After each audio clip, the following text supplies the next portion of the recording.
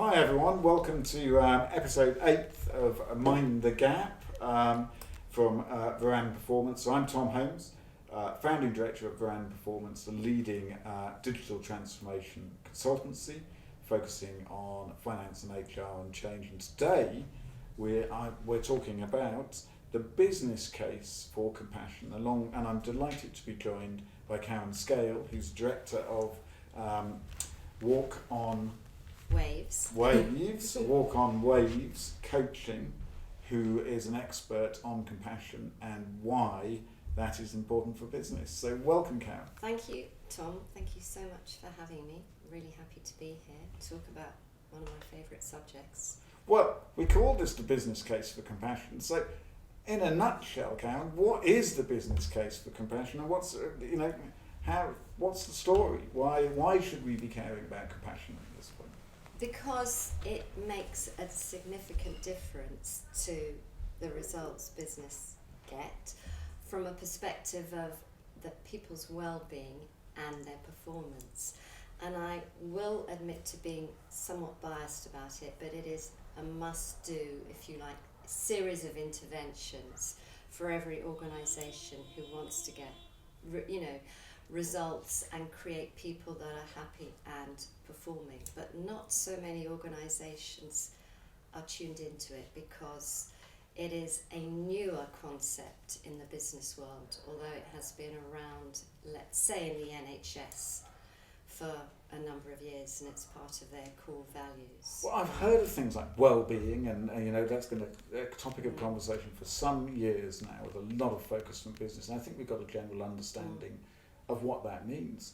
But what does compassion mean in business, and what is your definition of it, Karen? Okay, so there's two pieces to compassion.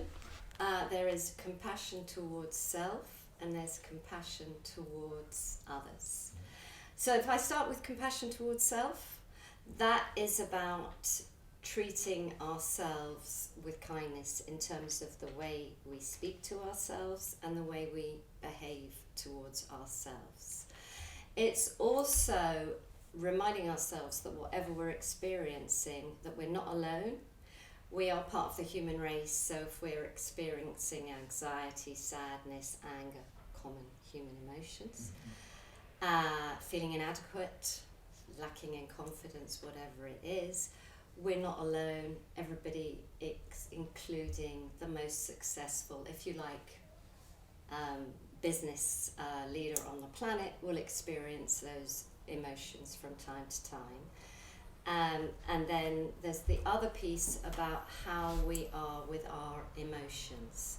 So that's really about having the courage to feel our emotions, having the courage to be with our emotions, and having the courage not to repress our emotions, so that we can get that optimum balance between feeling our emotions, which gives us, if you like, an additional attunement to what's going on in ourselves and within other people. And therefore, if we're willing to, if you like, dance with our emotions, by that I mean feel them when they come up, then we're not overwhelmed by our emotions, and we're not repressing our emotions. So part of the self-compassion story is willingness to be with what is, and the ability to kind of welcome what is. And but Karen, I mean, you're describing compassion and its features and what it towards self, towards itself, and you could be describing the COVID crisis.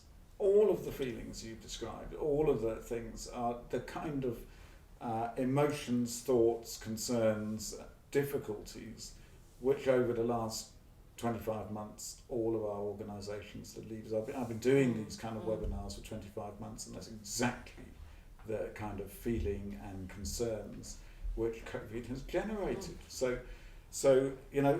therefore it sounds like it's kind of like the spot on area, because it's top of everyone's minds at the moment. Yeah, COVID has brought out what was already within us, so it's not new to the human condition to have these kind of emotions, right, and have these kind of feelings. I guess COVID has enabled us to be more real and also allowed us to talk about it in a way which is not.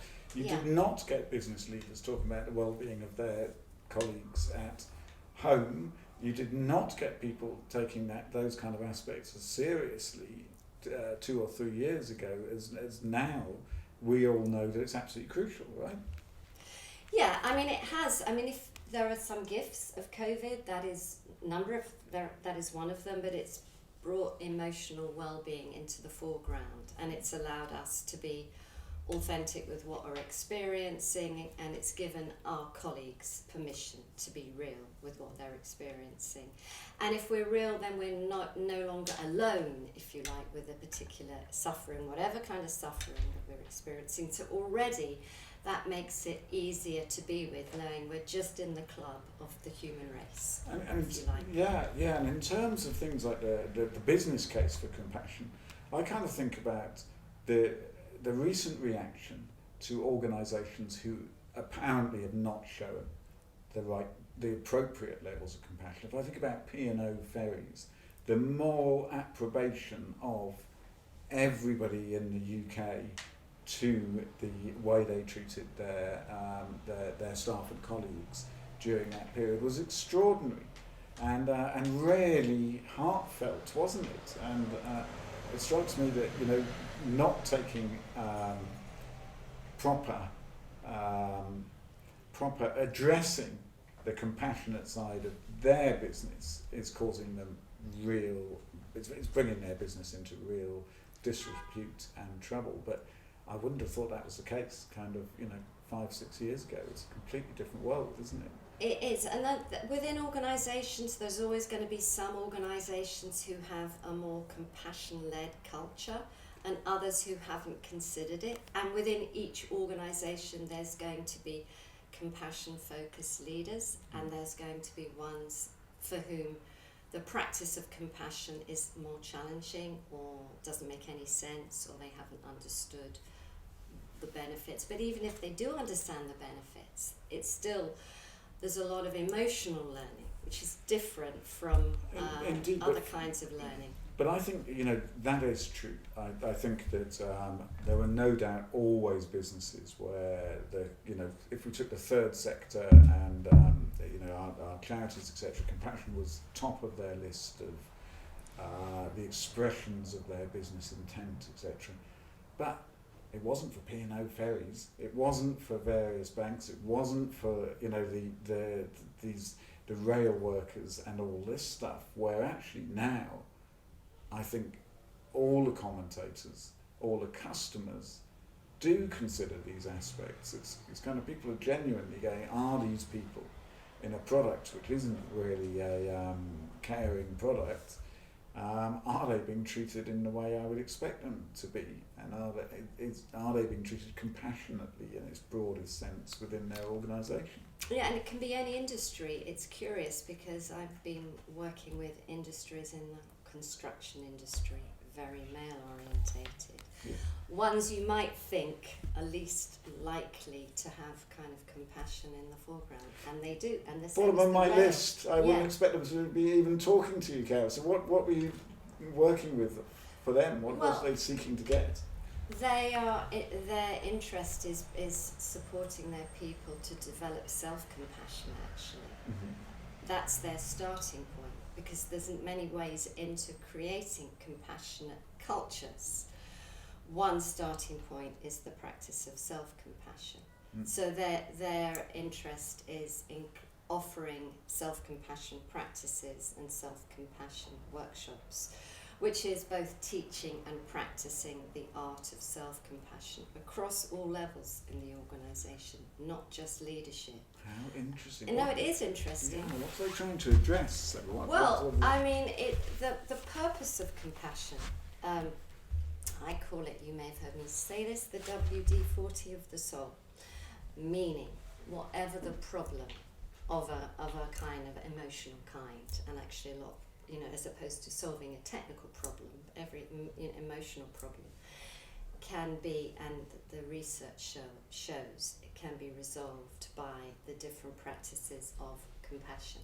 So, I mean, organisations are, as you know, made up of individuals, stating the obvious, and each individual has different collections of problems. Mental health, as you know, has risen to the foreground, and compassion started, I believe, through that doorway, if you like, through the kind of mental health doorway. It started through compassion-focused therapy as a therapeutic practice, but then in a sense coaching in some ways evolved out of the therapeutic world as well. A lot of well-being started from that world. So the starting point would be anxiety, depression. Stress is an interesting one, whether that fits into the mental health or not mental health. And a lot of the kind of human suffering is lack of confidence, for example.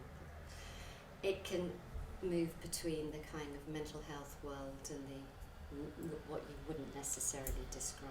I guess there's less of a distinction now as I'm talking between mental health suffering and other kinds of emotional suffering. You know, there's much more of a continuum.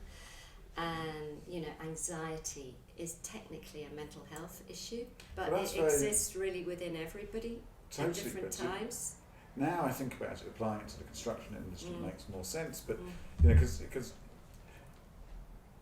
being successful in that kind of industry is about effective team working. It's not about how fast you can lay bricks, it's how fast you can work with a team to do that work together collaboratively, remember to leave space for the other trades and other pieces of work going on at the same time, and kind of being mindful of all those different activities which need to occur. Plus, I suppose, there's the other angle, which is not about how many you can lay in a day, it's about how long you can keep that kind of momentum going over a long career.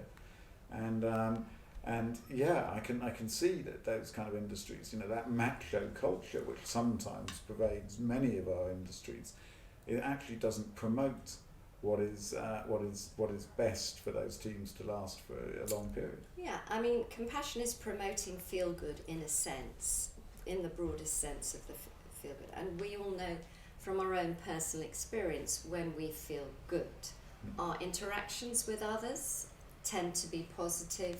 Positivity creates more positivity, it creates more collaboration, it creates mutual support, it creates us connecting to our best qualities within ourselves if we kind of embrace and welcome in, if you like, the shadow side, because that's part of the human condition. We have those, but we don't necessarily need to turn those shadow parts of ourselves into kind of the monsters of horror films. No. If we can learn to be compassionate to, let's say, our rageful side, which every human being has, and then the rage doesn't become the horror monsters of the horror films, for argument's sake.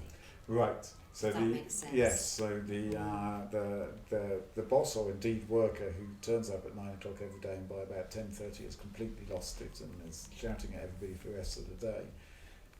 How one deals with that truth about that person in a positive way is that's what we're really. There's two aspects to that. That worker can, if he's motivated to check, and does he want to change, like with anything. So let's assume he does, because he realises it's having an impact on him and his family and his colleagues. Let's say he wants to change.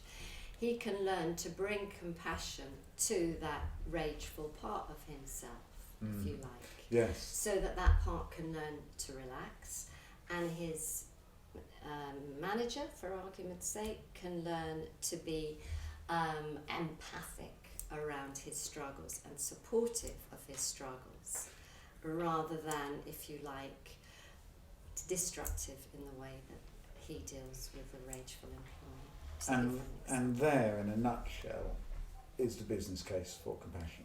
If we That's one aspect of it. Yes, it's quite multi-dimensional. But for yes. sure. But if one can take that energy, which is negative, to the overall outcomes of an organisation, but actually make it either less negative or indeed positive, that's got a huge business case to it. That changes the productivity and the way our businesses might work, and also how people feel within them, I guess. Yeah, I mean, it creates emotional balance. Mm-hmm. So we do want to be able to feel anger when it's appropriate. Yeah, absolutely. Because to say no to something that isn't appropriate for whatever it might be. Mm-hmm. So we need to learn that, which is, if you like, learning to be with those emotions as they come up, which is how we are as human beings. That's one aspect of it. So that's my first question. I think we've really examined why it's important. How do we do it, Karen? How do you promote compassionate workplace, and how do you promote compassion? Yeah, well, I like to sit down with those that want to bring compassion into an organisation and ask them, what is their goal around this? What is their outcome, if you like? What do they want to achieve? Create a goal with them. I mean, because there are different ways into compassion. If we're looking at creating compassionate cultures, if I outline for you what my definition of that is, there's several aspects to that. Yes, please. Yeah. So the first aspect is, not in any specific order, is compassionate leaders. So those are, if you like, the best leaders that we have on the planet, if you like. Yeah. Or one definition of that can be great leaders, whatever, would normally be leaders that are very universally respected and appreciated and liked by the people that they lead. So there's the compassionate leadership piece.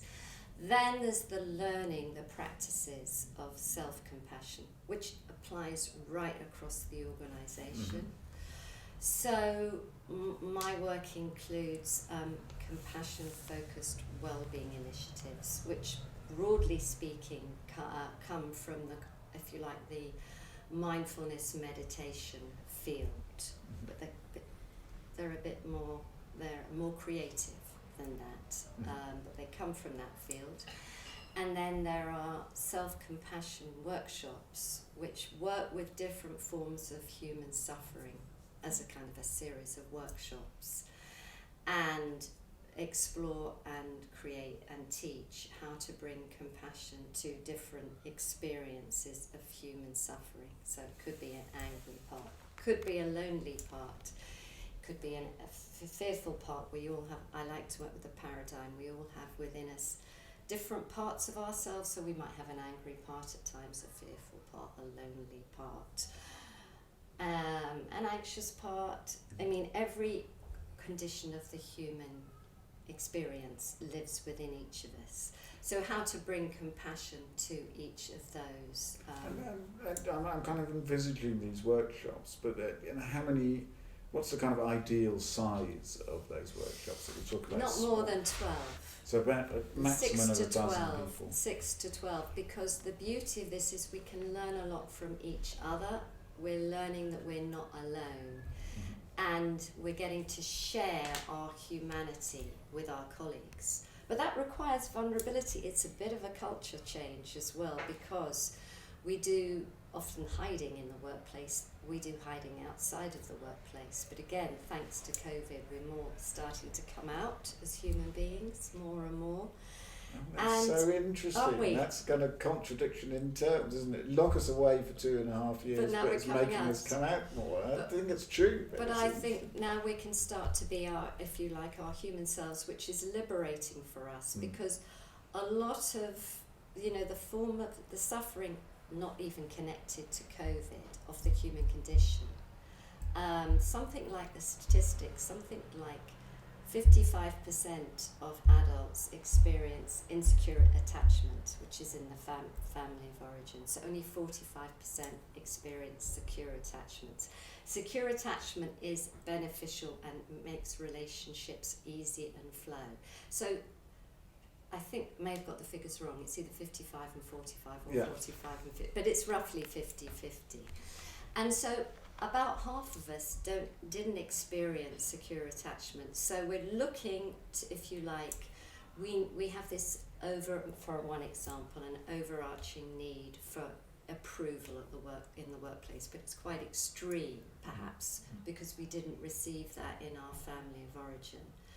So that can make us, if you like, become, let's say, people pleasers, which has consequences for us as individuals, and also it might make us take on too much work. The workaholics amongst us, that is a common thing. We might, as leaders, we might think it's a good thing if we've got people who are working so extremely, but it isn't a good thing for them because they will end up burning out and they're not working productively in that sense because it's not physically possible. But what often drives that particular behaviour is the need to, if you like, I'm going to go back to the family of origin, the need to be loved. If I work really hard, I will be appreciated and loved. And of course, and then I might get promoted and so on and so forth. But in the meantime, it will come at a cost. So through various practices of compassion, as we start to bring compassion to the different parts of ourselves, what we can do is another way of creating secure attachment. So we have healthy ways of being with ourselves and with our people. So we understand better those motivations, those different drivers as they arise, and are therefore to be able to tackle them better. So that those feelings of insecurity and wanting to be liked are genuine feelings, and everybody feels that from on occasions. But it can be being extreme, able to identify and then see them and bring it into a proportion commensurate to its truth, I guess, is the.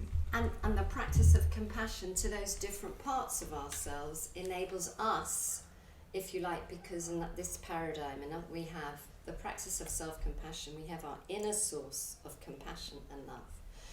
And that self-compassion, and it's bringing that inner source of love to those different parts of ourselves that are experiencing difficulty. Because quite often, typically, those who've experienced insecure attachment particularly will look to another to support their feel-good. Could be their manager, whatever it might be.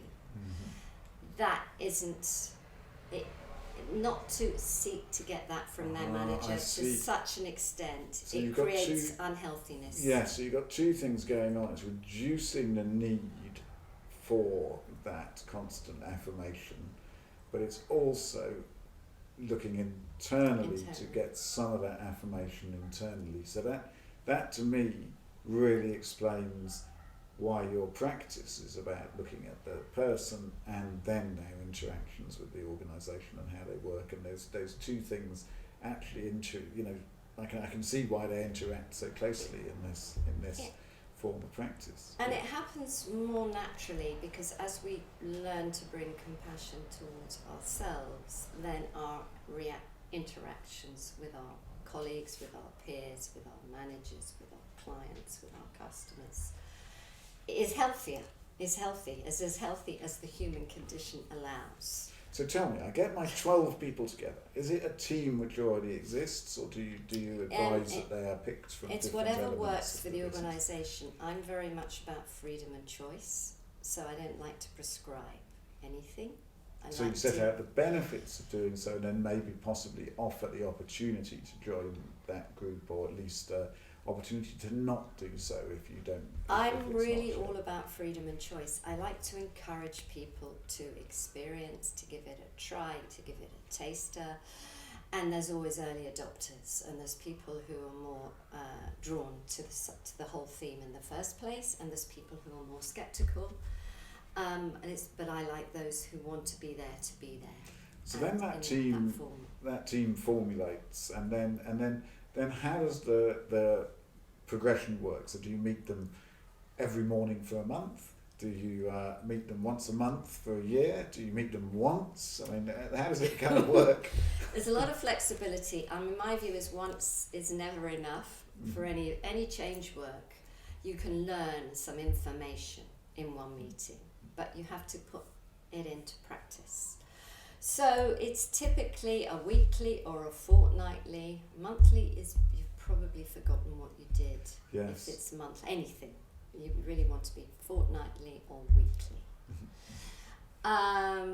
You would, in terms of how long, you're looking at 6 sessions as a minimum to start to create some change. Now, some people can create change or experience change more quickly. lot of it depends on their ability to, if you like, embrace change. A lot of that will depend onto, if you like, from their original family of origin, the kind of different kinds of wounding. Most families have some kind of wounding, so most of us are born into some kind of wounding, so it depends on the amount of wounding. Trauma, let's say, use that word, small t. Most people have experienced some kind of trauma. It doesn't necessarily mean you've been run over by a bus or that kind of trauma, but it can be a small trauma in terms of neglect within the family or some kind of abandonment within the family, or or an alcoholic parent, or these kind of things are really quite common.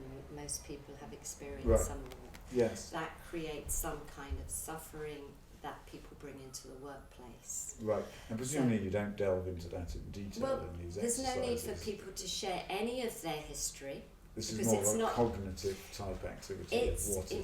It's an emotional activity, but people's stories isn't relevant for this particular work. It's just some people like telling their stories. Sure. But that isn't what this is about. It's more about what are you experiencing in the moment. Yes. So if I'm experiencing anxiety in the moment, it isn't really that relevant whether I had a parent that beat me, for example, or I tripped over a rock on the way into work. Right, but it's really quite practical in the sense that the kind of stories I'm thinking of is when I get into work in the morning, I feel negative feelings about my team until I've been there for an hour and a half or something like that, and then it all seems to get into the swing of it and we're a great team. Now that hour and a half is a high tense period for such a person where they're kind of reawakening their relationships with that team, etc. And you hear that kind of story quite regularly, but actually it's just it's almost kind of envisaging oneself for what does it feel like in an hours and a half time, and then pulling that back forward to everything's these are the same guys you had, the same team you were working with yesterday who are all very happy. It's rediscovering that feeling. I mean, it can be that as well, but I was thinking about your comment about I have negative feelings towards my team, that comment. Yeah. And the part of us that judges ourselves and others. I mean, and that's, again, part of the human condition, isn't it? But we can train ourselves to find a different way. So instead of judging the other, and normally the judgments we make are not positive judgments, they're often in the negative judgments. So how can we look at that differently? I'm judging my team, I feel negatively about all of them.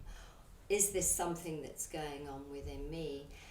What do I need? If I feel all of my team are negative, that maybe points to something that might be going on within me. What do I need to support myself so that I can start to look at my team differently? And getting that balance, because I think you're exactly, I think that's fascinating. I think about it in multiple consultancies, and particularly the bigger scale, more industrial consultancies. But I think then about the comments made about teams and colleagues and stuff like that. It is not a balance. I don't hear, I have not in my experience heard as many people going absolutely wonderful, amazing, love it, as I hear not so good, got problems there, etc. Yeah. And I guess it's a nature of business, isn't it? Risk management, identifying the potential problems, risks, issues, as opposed to that more, in its broadest sense, compassionate view of looking at the positives and those things occurring on the other side. And my experience of decades working in professional industries is that balance does not exist. It is, we are trained to think about the risks and the issues and potential problems and what other people would call catastrophizing, rather than looking at the amazing progress which is likely to happen. But there is value as well. You want to look, as a business perspective, of course, there's value in looking at the risks and the areas that what may go wrong from that perspective. But in terms of how we assess other people, we also tend to focus on what's wrong with other people, and we don't tend to focus, so we tend to focus less on what's beneficial and what's good. But ultimately, if people will pick up anyway, if they're being judged, we all have antennae. Yeah. Whether we're in this business or not, we have antennae, and we know whether we're appreciated and valued as employees, or whether we're being seen negatively. Mm-hmm. So there is a lot of value in leaders learning to see the get that balance, the benefits and of their people, and then people. What I've seen many times is people grow into that.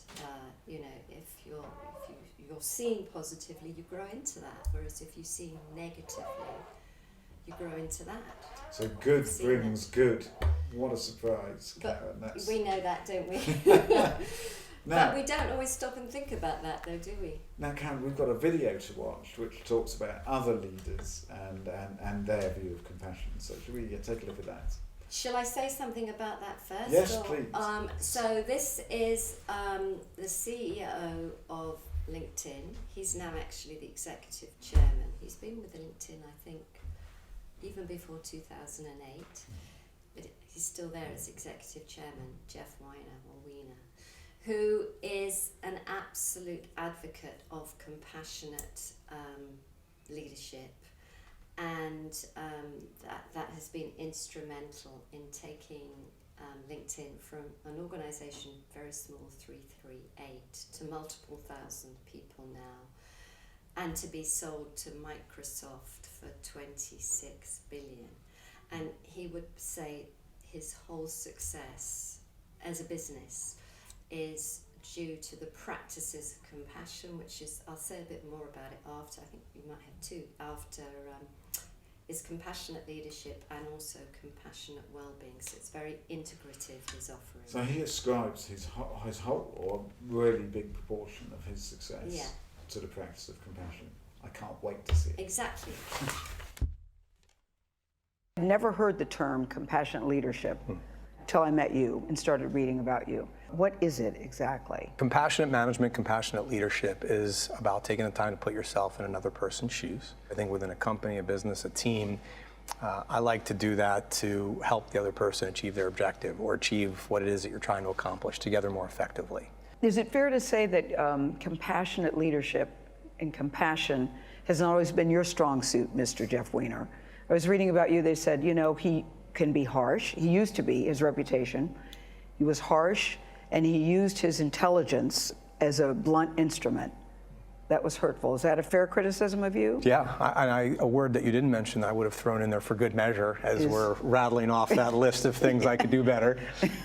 Very intense, and the intensity wasn't always channeled in a constructive way. I'm still intense, but I'm more conscious of how to manifest that intensity more constructively.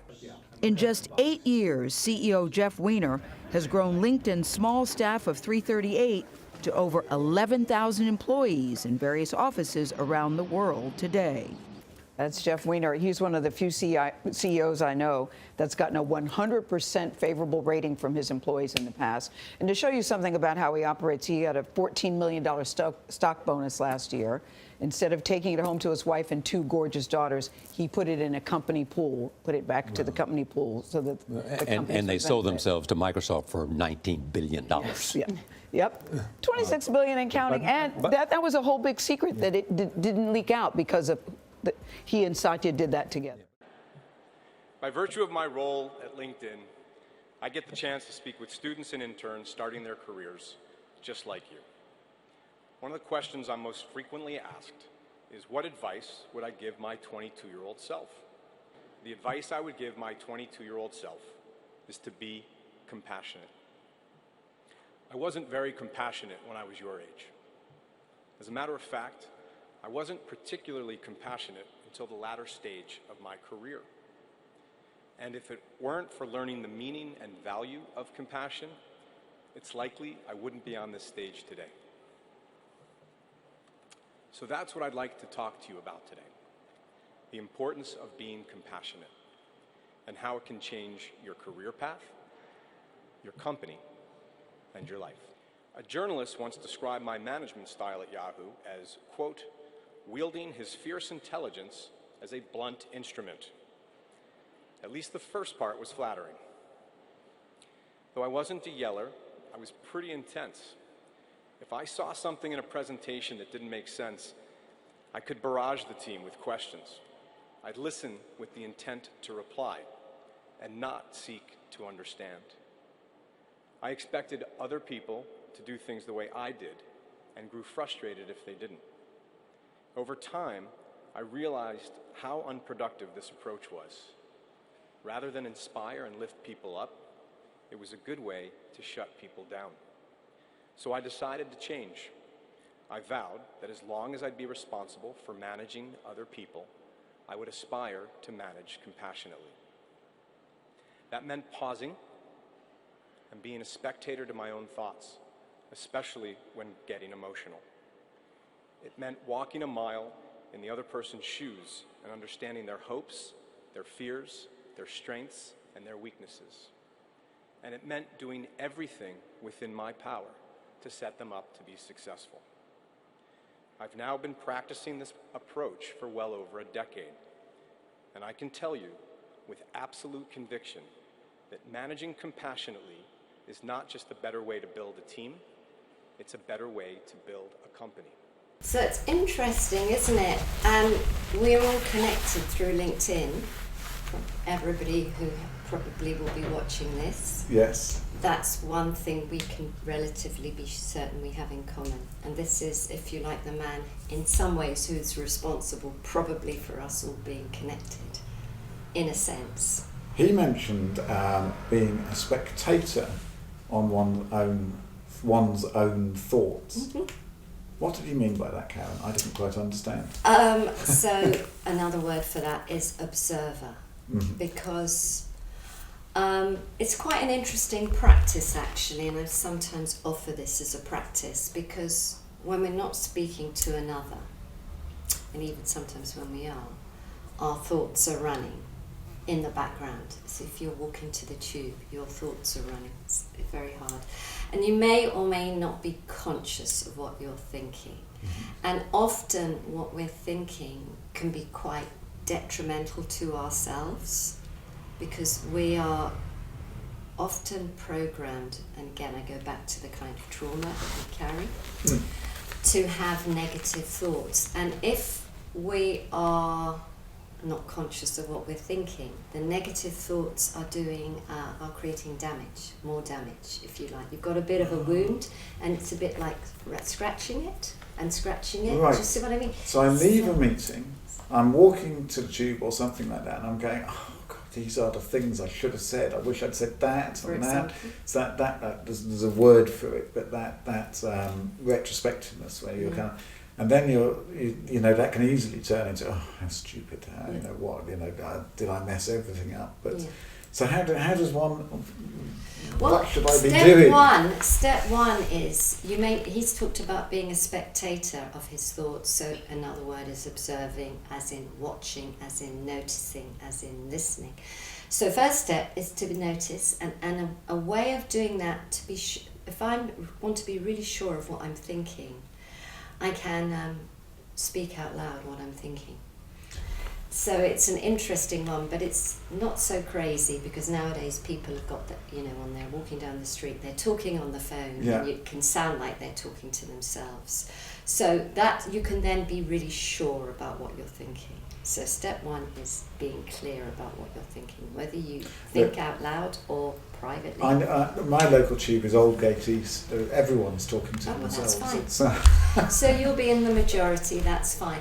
And then you can notice what's going on in your head. Yeah. And you can ask the question, is this helpful for me? Is this supportive of me? Am I getting some benefits from what's running through in my head? Am I? And if I am, that's fine. And if I'm not, then the question is, great that I'm noticing it, and how can I turn it around? How can I change it? So for example, in the meeting, X, Y, and Z went well.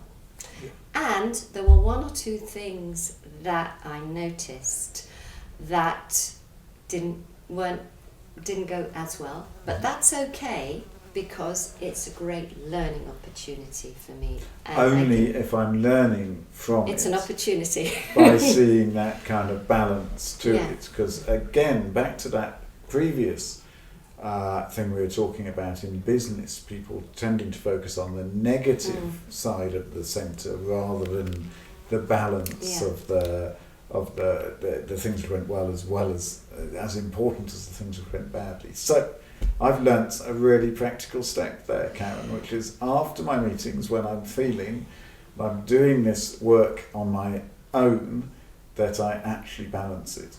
What I typically do as well as that is I tend to have very few, if any, meetings where it's me alone.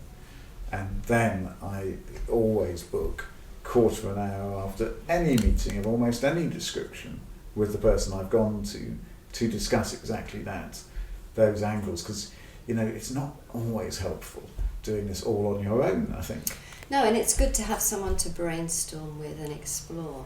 But what's interesting, let's say somebody like me who's in the business of compassion, if you like, and anyone can be in the business of compassion, it's not exclusive to me, I don't want it to be exclusive to me, is if I make a mistake, and it's quite interesting if I'm leading a webinar or having a conversation or anything I do where I make a mistake that's with another, I can use it as an opportunity to be compassionate to myself, and I can vocalize that, and I can say, okay, so this was something where I was off track, and so now here's an opportunity for me to model compassion towards myself. So I can say, it's okay, everybody makes a mistake, and maybe it wasn't even a mistake, maybe I just went that way, but maybe it's going to take us in a more useful and valuable direction.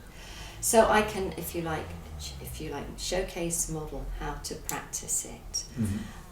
So that has liberated me, for example, in terms of making mistakes. Yes. Because I know that if that happens, I can demonstrate the value of it from a self-compassion practice. Right. So, Yes. but that's a trick that anyone can use. It's not exclusive. Yes, and genuinely learning from one's mistakes, but it's by recognising and acknowledging them as opposed to just beating oneself up about them, kind of.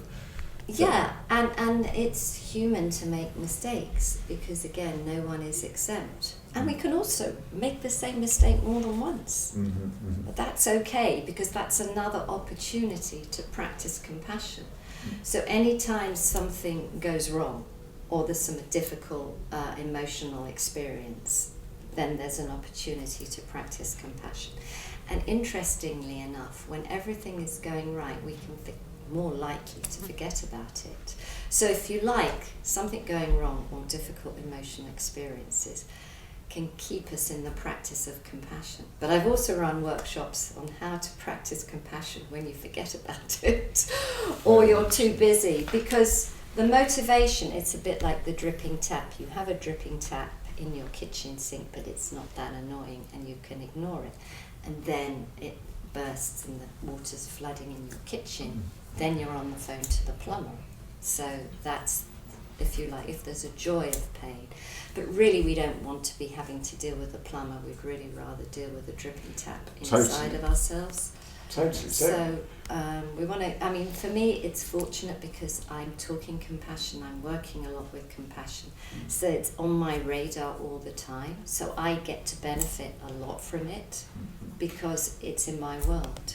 So Karen, it's been really interesting chatting to you today, and thank you very much for your time. I think for me it's been absolutely fascinating. We've seen and we've talked about examples of the impact of not deploying compassion in organisations with the examples we've looked at, and then we've seen some really inspiring examples of businesses which have grown because of their use of compassion, and leaders too.